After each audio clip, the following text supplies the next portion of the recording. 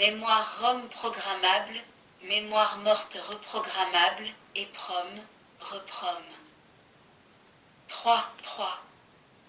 Mémoire ROM programmable.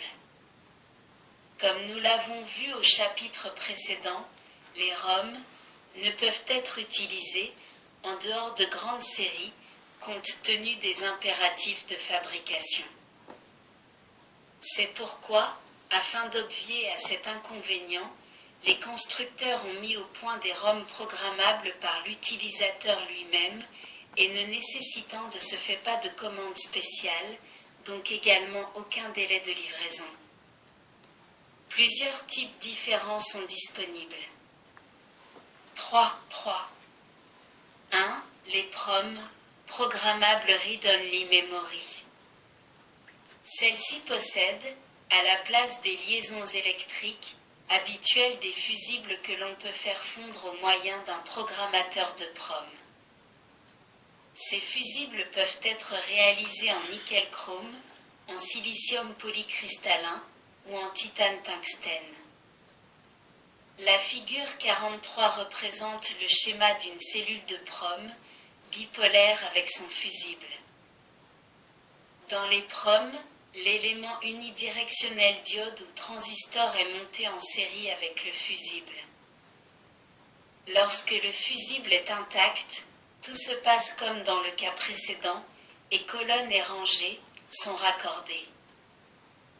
Lorsque l'on désire supprimer un fusible, il suffit de le faire fondre, on dit qu'on le brûle.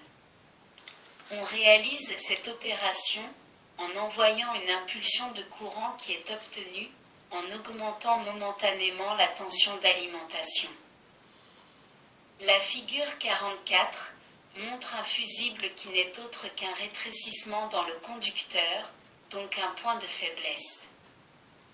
La figure 45 montre un fusible titane-tungstène fondu lors de l'opération d'écriture et de programmation.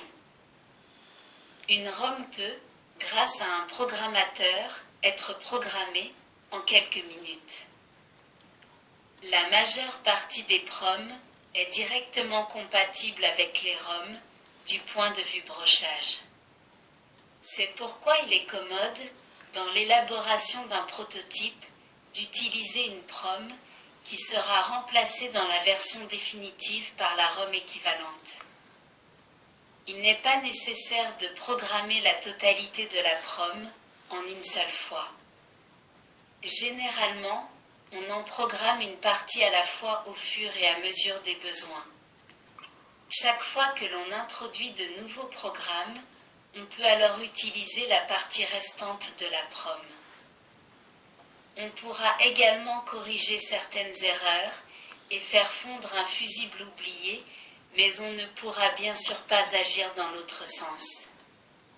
Car un fusible fondu l'est irrémédiablement.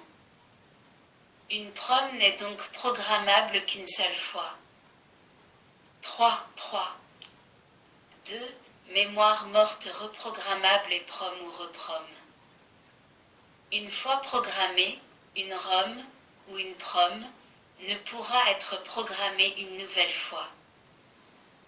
C'est pourquoi il a été développé une nouvelle sorte de ROM, les EPROM, Electrically Programmable Read-Only Memory, encore appelé REPROM, Reprogrammable Read-Only Memory. Ces nouvelles mémoires peuvent être reprogrammées plusieurs fois. Cet avantage permet de faire évoluer les systèmes en apportant des améliorations dans les programmes. En effet, aucun programme n'est parfait dès le début, et souvent il faudra faire tourner un programme dans les conditions réelles d'utilisation pour détecter certains défauts. Pour réaliser des REPROM, il existe plusieurs possibilités. Nous ne décrirons ici que la plus largement répandue. Tous les éléments unidirectionnels définissant les points mémoire sont constitués par des transistors MOS spéciaux dits à grille isolée ou FAMO, Floating Gate Avalanche Injection MOS, dont l'un est schématisé figure 46.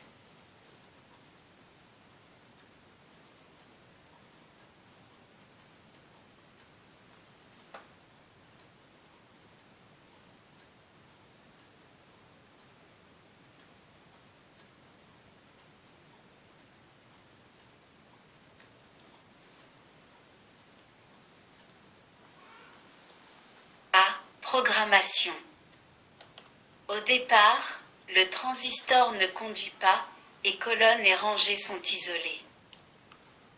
Par contre, si l'on polarise l'électrode de commande en même temps que l'on envoie une forte impulsion de tension entre le drain et la source, la fonction NP du drain part en avalanche, c'est-à-dire que les porteurs de charge se multiplient et acquièrent suffisamment d'énergie pour traverser l'oxyde isolant et se faire piéger par la grille flottante.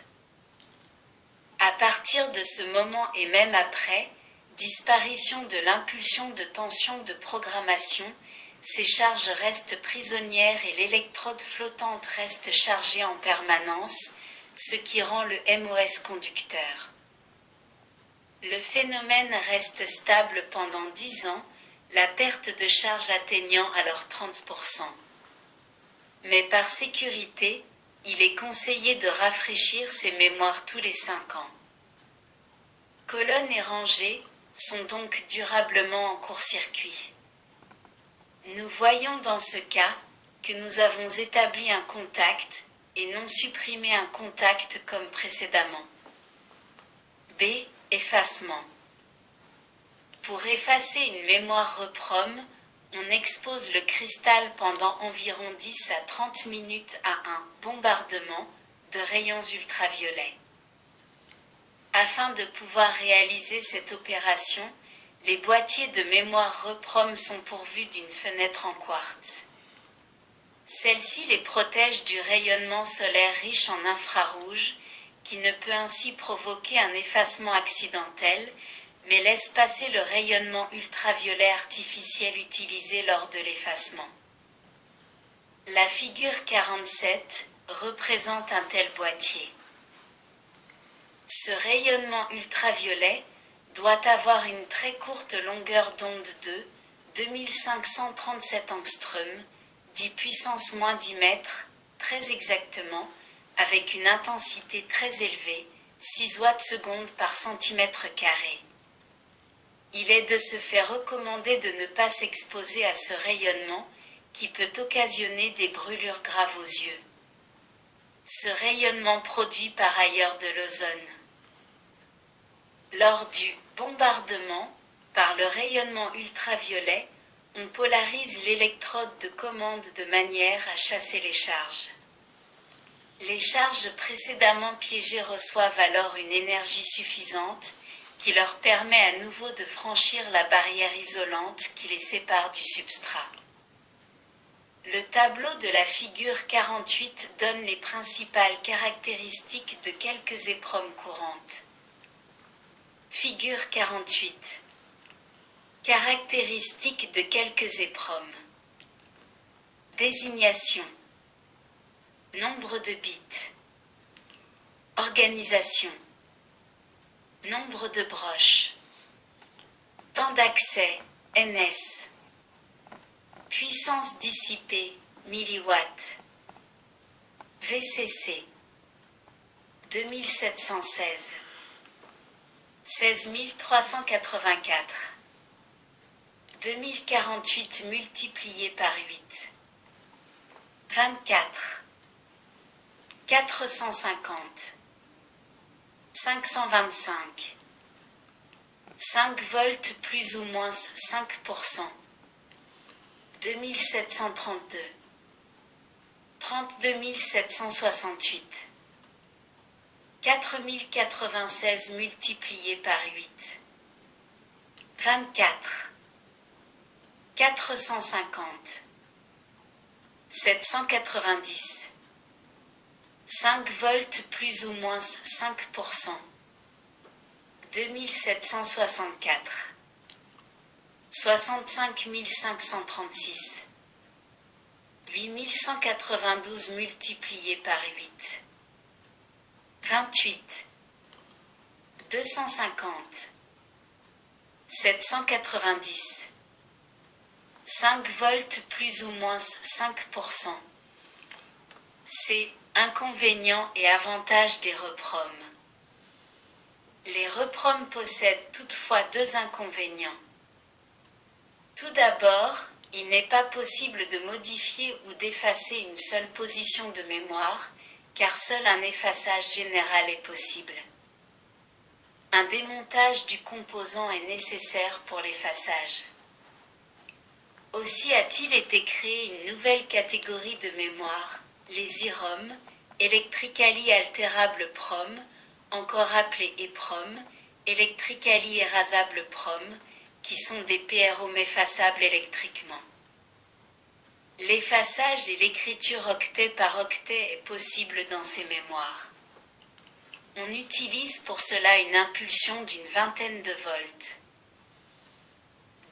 Différentes technologies utilisées pour la fabrication des RAM et des ROM. La figure 49 montre les différents boîtiers utilisés pour le conditionnement des mémoires. La figure 50 montre les différentes technologies utilisées pour la réalisation des mémoires. 3.4 Les mémoires Novram.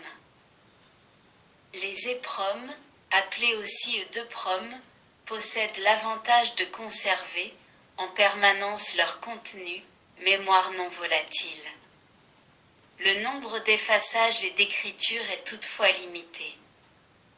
Leur temps d'effacement est relativement long, 10 millisecondes.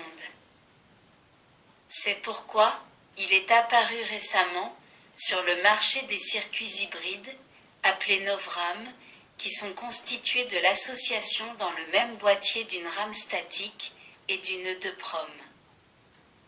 Lorsque le système est alimenté, seule la RAM fonctionne et on bénéficie alors du temps d'accès court des RAM.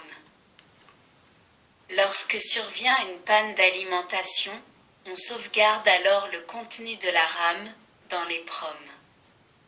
Cette sauvegarde ne nécessitant que quelques dizaines de millisecondes, on met de gros condensateurs dans les alimentations de façon à ce qu'ils fournissent l'énergie nécessaire à cette sauvegarde. À la mise sous tension, la RAM est réécrite avec le contenu de l'EPROM.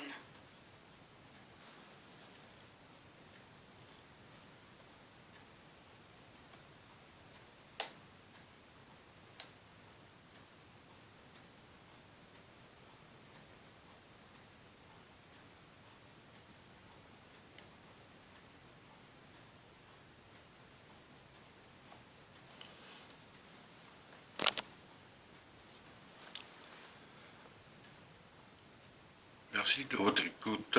À bientôt.